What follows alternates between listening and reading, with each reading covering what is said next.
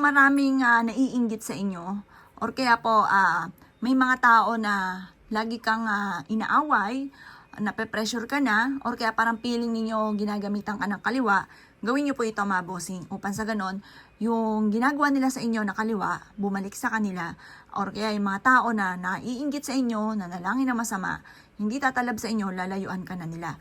Gawin nyo to Tuesday or Friday mga bossing. At very powerful po ito mga boss. Basta naniniwala ka sa ganitong mga pamamaraan. Kailangan po natin na ang bilang ng toothpick ay 4. 4 ang ating gagamitin. Yan, 4 or 2 or 6. Yan ang mga bilang na ating gagamitin para sa mga toxic sa buhay po natin. Ngayon, ang gagawin nyo po dito, i-wish nyo po dito na kung sino man yung tao na naiinggit sa akin, ay layuan ako. Yan.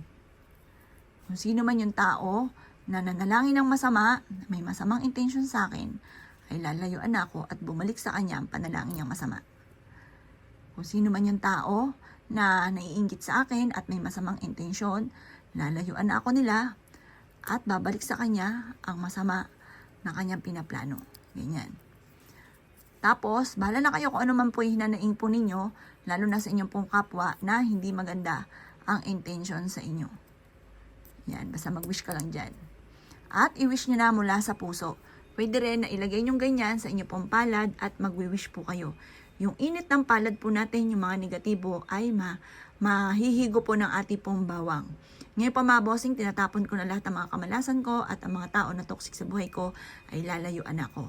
Pagkatapos, pag napadaan ka sa mga running water, kagaya ng ilog, dagat, yung pwede nyo tapunan nito, lawa, pwede nyo tapunan nito, sabi nyo, itinatapon ko na ang mga toxic sa buhay ko.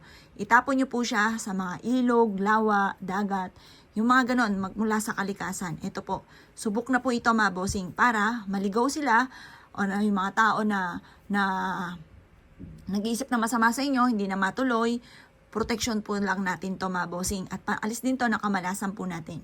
Subukan nyo po itong gawin at napaka-epektibo po nito mga boss.